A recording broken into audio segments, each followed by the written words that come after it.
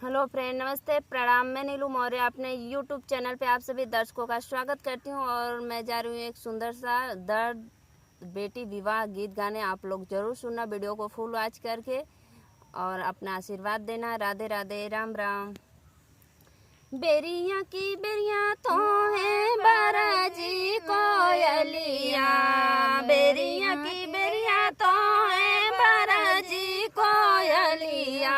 अरे बगिया में डेरा जानी डाल रे लाला नावा, अरे बगिया में डेरा जी ने डाला रे लाला नावा।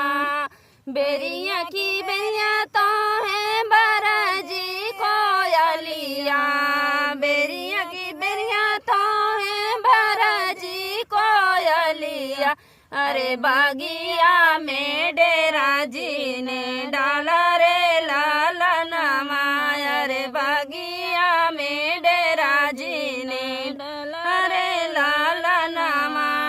एक दिन यहाँ कोयल जुलमी सी करिया, एक दिन यहाँ कोयल जुलमी सी करिया।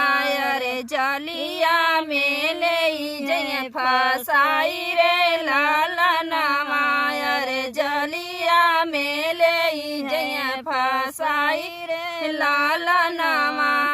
बेरिया की बेरिया तो है बाराजीला बेटी, बेरिया की बेरिया तो है बाराजीला बेटी। अरे दूरी खेला ना जीना जायो रे लाला नामा, अरे दूरी खेला ना जीने जाया रे लाला नामा।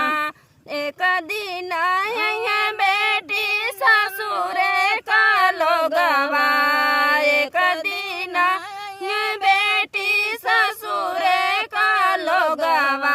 अरे ले जाई है डोली में बैठाई रे लाला नावा, अरे ले जाई है एक दिन डोली में बैठाई रे लाला नावा। दुआर पे पापा रोवे आंगने में मामे, दुआर पे पापा रोवे आंगने में मामी। अरे डोलिया पकड़ रोवे भाई रे लाला नावा, अरे डोलिया पकड़ रोवे भाई रे लाला नावा। गलवा पकड़ रोवे सखिया सहेलिया, गलवा पकड़ रोवे सखिया सहेलिया। अरे गलिया भाई लसुना साना रे लाला नावा, अरे गलिया भाई लसुना साना रे लाला नावा।